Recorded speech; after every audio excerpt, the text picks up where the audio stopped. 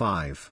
The Anekdote and the Reiniciation. Marx had hardly pocketed the diploma of his newly won degree when all the plans he had built up for his future collapsed as a result of further blows delivered by the Romanticist reaction. In the summer of 1841 Eichhorn mobilized all the theological faculties in a shameful campaign against Bruno Bauer on account of his criticism of the Gospels. With the exception of Halle and Königsberg, all the universities at once betrayed the principle of Protestant academic freedom, and Bauer had to give way. With this, all hope of Marx obtaining a foothold at the University of Bonn disappeared. At the same time, the plan for the issue of a radical philosophical journal also collapsed.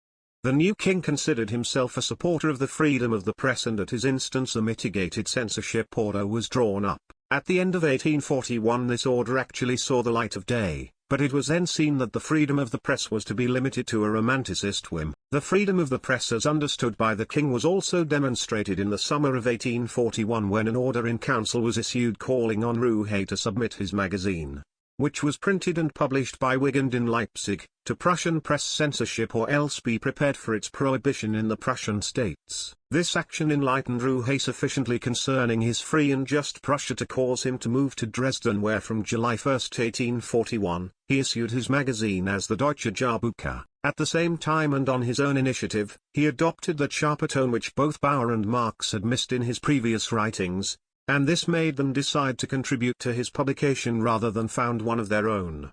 In the end, Marx did not publish his doctoral dissertation. Its immediate aim was no longer a matter of urgency, and according to a later indication of its author, it was put to one side to await its resurrection as part of a larger work on Epicurean, Stoic and skeptic philosophy as a whole. As it turned out, political and philosophic affairs of quite another kind did not permit Marx to carry out his original intention. One of the most important of these affairs was to prove that not only Epicurus but also Hegel were thoroughgoing atheists. In November, 1841, Wigand published an ultimatum entitled The Trumpet of the Last Judgment against Hegel, the atheists and the Antichrists, under the mask of an orthodox believer.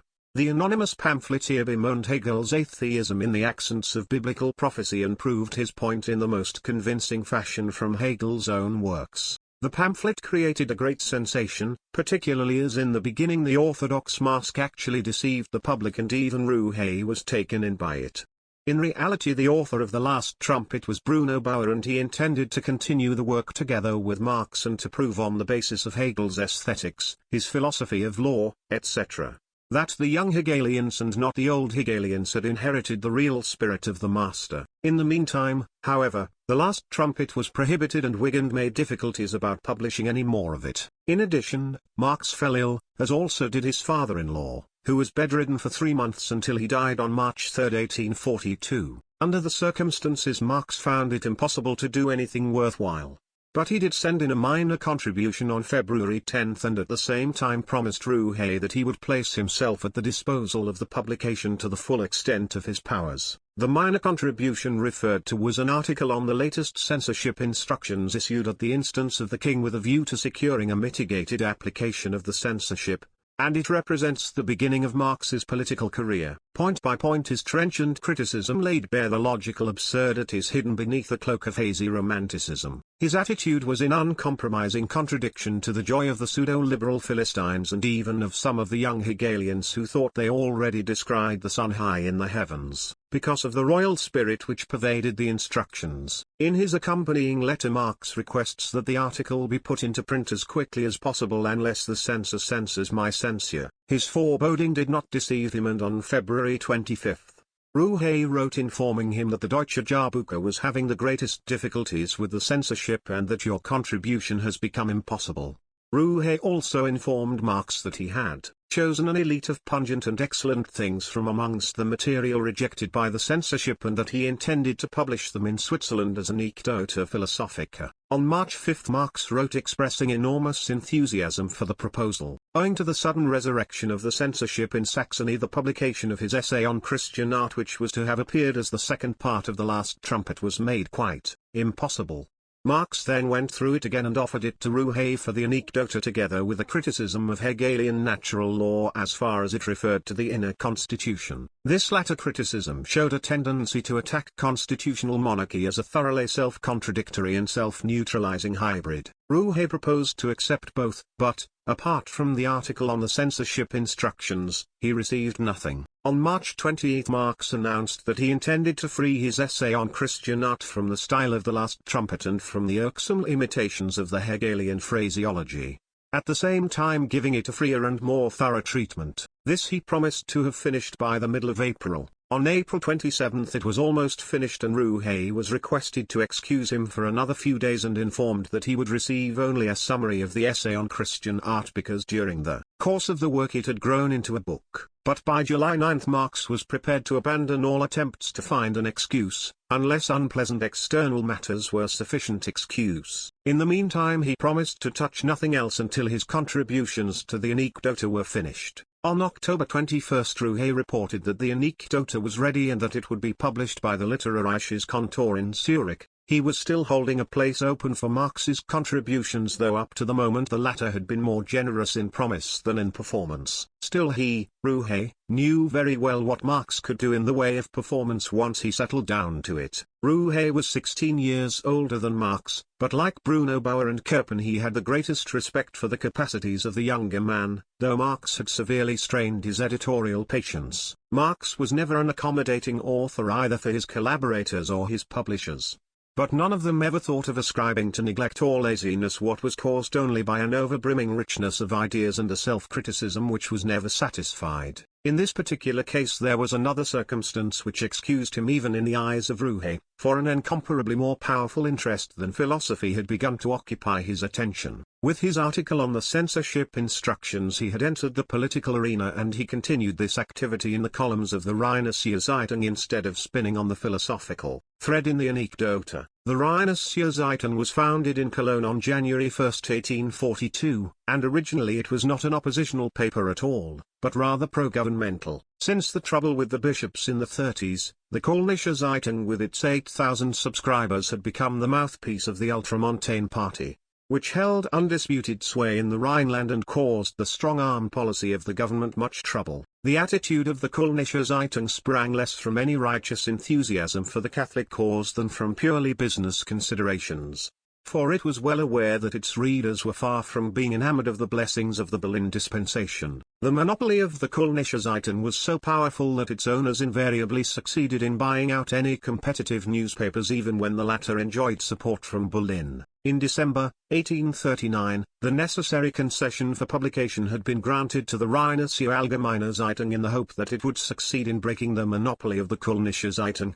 But it was not long before the former was threatened with the fate which had overtaken all its predecessors. At the last moment, however, a group of well-to-do citizens clubbed together to raise new share capital and place the paper on a new basis. The government favored the plan and gave provisional permission for the reorganized paper, which was to be known as the Rheinische Zeitung, to use the concession which had been granted to its predecessor. The bourgeoisie of Cologne had no intention of making difficulties for the Prussian regime, which was still hated by the mass of the people in the Rhineland as an alien yoke. Business was proceeding satisfactorily, and the bourgeoisie in the Rhineland had therefore abandoned its pro-French sympathies, and after the creation of the Zollverein it practically demanded Prussian hegemony throughout Germany. The political demands of the bourgeoisie in the Rhineland were extremely moderate and not so far-reaching as its economic demands, which aimed at furthering the capitalist mode of production in the Rhineland, where it had already made great progress. The demands put forward were,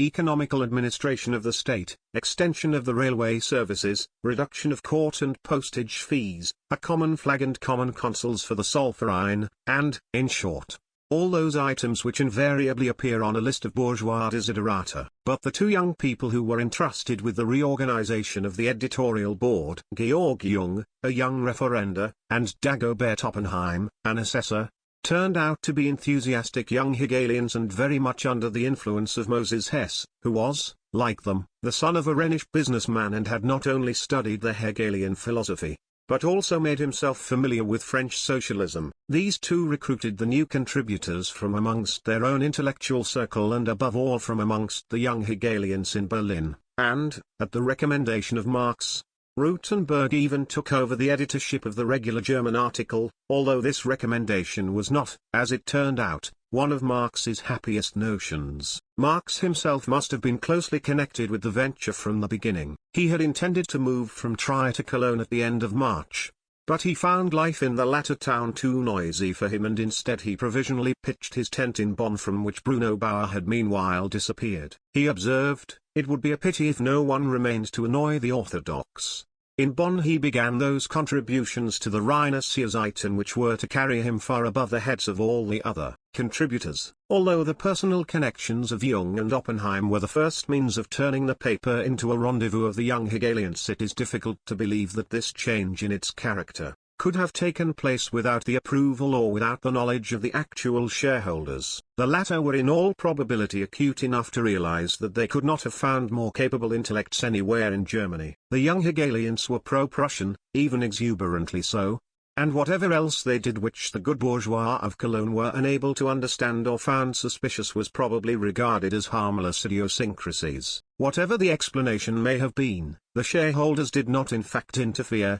Although in the very first weeks of its existence complaints about the subversive tendency of the paper began to come in from Berlin, and there was even a threat to suppress it altogether at the end of the first quarter, the thing which chiefly shocked the Berlin dispensation was the appointment of Rutenberg, who was regarded as a terrible revolutionary and kept under strict political surveillance. Even in the March days of 1848 Frederick William IV trembled before him, believing him to be the real instigator of the revolution. Despite the dissatisfaction felt in Berlin, the deadly bolt was not discharged, and this was due chiefly to the Minister of Culture Eichhorn, who, although he was thoroughly reactionary, felt the necessity for some counterweight to the ultramontane tendencies of the Kölnische Zeitung. Although the tendency of the Rheinische Zeitung was almost more dangerous, nevertheless it played with ideas which could not possibly have any attraction for the solid and reliable elements of society. This was certainly not the fault of the contributions which Marx sent in, and in fact the practical fashion in which he dealt with the affairs of the day did more to reconcile the shareholders with young Hegelianism than the contributions of Bruno Bauer and Max Stirner. Otherwise it would be impossible to understand how it came about that in October, 1842,